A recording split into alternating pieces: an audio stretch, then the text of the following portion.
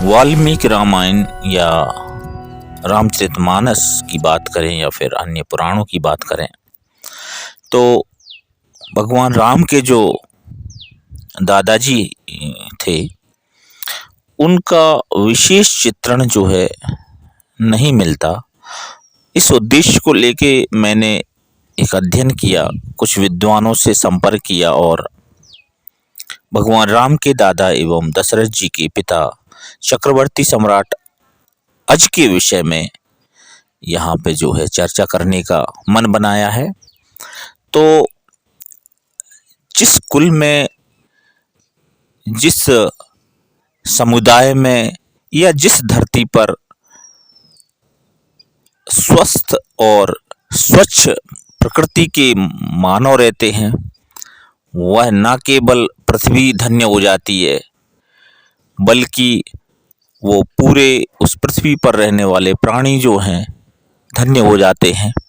तो ऐसा ही व्याख्यान चक्रवर्ती सम्राट अज के विषय में हम यहाँ पे प्रस्तुत कर रहे हैं।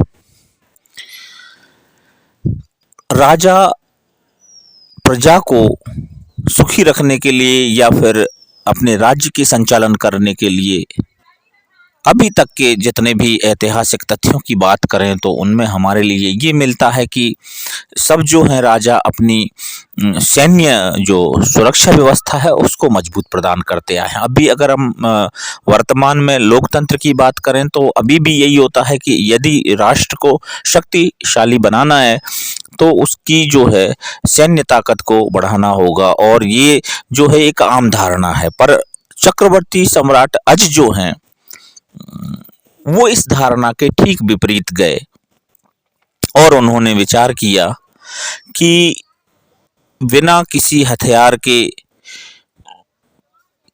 किसी ऐसे बल के माध्यम से जो है निष्कंटक राज्य किया जाए। तो ये उनके मन में विचार आया और उनने तपस्या की। तो इस तपस्या के फलीभूत आपने जो है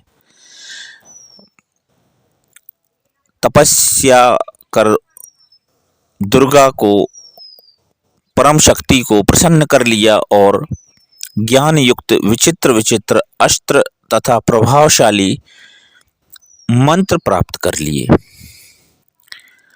तो जब दैवीय शक्ति से उन्हें जो ज्ञान मिला, जो मंत्र शक्ति मिली, वो अद्भुत थी।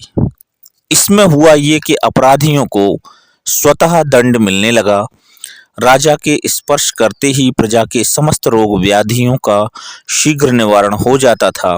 राजा ने अपनी पत्नी इंदुमती और पुत्र दशरथ को छोड़कर शेष समस्त पदार्थों और हाथी घोड़े आदि उपकरण शस्त्र ब्राह्मणों की सेवा में दान कर दिए।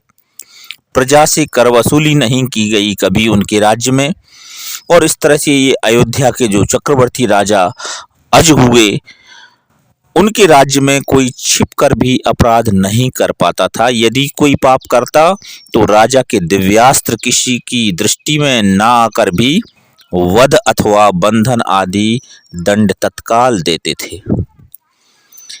जैसे कि अभी सीसीटीवी कैमरास होते हैं या हम जो है इलेक्ट्रॉनिक माध्यम से जो है कृत्रिम तकनीक से हम कंट्रोल करते हैं, नियंत्रण करते हैं, पर ये हम किसी एक विशेष एरिया में कर पाते हैं, एक विशेष क्षेत्र में कर पाते हैं। पर वो उस समय राजा अज की जो शक्ति थी वो इतनी अद्भुत थी कि पूरे धरती पर जो है आपने इस तरह की नियंत्रण व्यवस्था बना ली थी।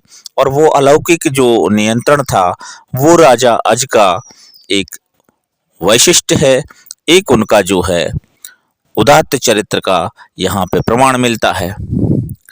तो इसके अलावा आपने रोगों पर नियंत्रण भी किया, तो जिससे मनुष्य जो है उनके युग में, उनके समय में कभी रुग्णता को प्राप्त नहीं हुए और प्रजा स्वतः जो है सुख को प्राप्त होने लगी। इस प्रकार संसार से जब पाप का भय निवृत्त हो गया तो यमलोक सूना हो गया। तो यमलोक जब सूना हो गया तो यमराज जो है इस बात को लेके व्यथित हो गए और भगवान शंकर से कहा कि ये आज क्या कर रहे हैं, ये अपने राज्य में ये ऐसा कैसे कर सकते हैं। उन्हें सारे जगत की सोचना चाहिए, उन्हें विश्व की सोचना चाहिए। हमारा जो यमलोक है वो खाली हो रहा है। ऐसी स्थिति में भगवान शंकर ने व्याघ्र का रूप धारण किया और राजा अज से युद्ध किया और बाद में प्रसन्न होकर राजा अज को उनकी पत्नी इंदुमती सहित माघ शुक्ल चतुर्दशी के दिन अर्थात आज ही के दिन देवी कुंड के जल में गोता लगाकर पाताल लोक स्थित हाटकेश्वर धाम ले गए। मानव शरीर से राजा अज अपनी रानी के साथ आज भी अजर अमर होकर पाताल में हाटकेश्वर भगवान की श्रद्धा पूर्वक आराधना कर रहे हैं, ऐसा हमें जो है उल्लेख मिलता है। भगवान राम ने रावण का वध किया और हाटकेश्वर क्षेत्र में रामेश्वर एवं लक्ष्मणेश्वर की स्थापना करके मूर्तिमती सीता देवी को भी प्रतिष्ठित किया था। इसी हाटकेश्वर क्षेत्र में एक देवी कुंड है जिसमें माघ शुक्ल चतुर्दशी तिथि के दिन जो स्नान करता है उसके 108 रोग नष्ट हो जाते हैं, ऐसा स्कंद पुराण में वंचनीय है। महाराजा अज इस पृथ्वी पर पहले और अंतिम राजा हुए जिन्होंने तप और मंत्रों के प्रभाव से बिना सेना अस्त्र शस्त्र के राज्य किया और वो भी ऐसा अकंटक राज्य किया जिसमें सर्वदा सुख और स्वास्थ्य संपन्न रहा। महाराजा अज के पुत्र राजा दशरथ हुए जो प्रतिदिन सायंकाल इंद्रलोक जाते और इंद्र के साथ क्रीड़ा करते थे। ये अज का ही पुण्य प्रताप था कि उनके इतने प्रभावी पुत्र दशरथ हुए और इन्हीं परंपराओं के आधार पर जब इनके कुल में भगवान राम ने जन्म लिया तो ये इस तरह की जो व्याख्या है वो दुर्लभ मिलती है। तो इस उद्देश्य को लेके हमने ये व्याख्यान और ये तथ्य जो हैं प्रस्तुत किए हैं। और इंद्र ने राजा दशरथ को एक कामग विमान दे रखा था उस समय, जहां राजा दशरथ के यहाँ 5 संतान उत्पन्न हुई थी। अज के कार्यकाल में ही दशरथ जो है अयोध्या के चक्रवर्ती राजा बन गए थे और उसी समय इनके यहाँ 5 संतान हुई थीं। अपितु ये बहुत लंबे समय बाद हुई थीं, पर उनके यहाँ 5 संतान हुई थीं और मंझली रानी सुमित्रा से 2 पुत्र हुए, लक्ष्मण शत्रुघ्न, और एक सुंदर कन्या शांता उत्पन्न हुई थीं। तो राजा दशरथ ने अपनी बेटी शांता को अपने मित्र राजा लोमपाद के को दत्तक पुत्री के रूप में दे दिया था, ऐसा स्कंद पुराण में जो है लेख आता है।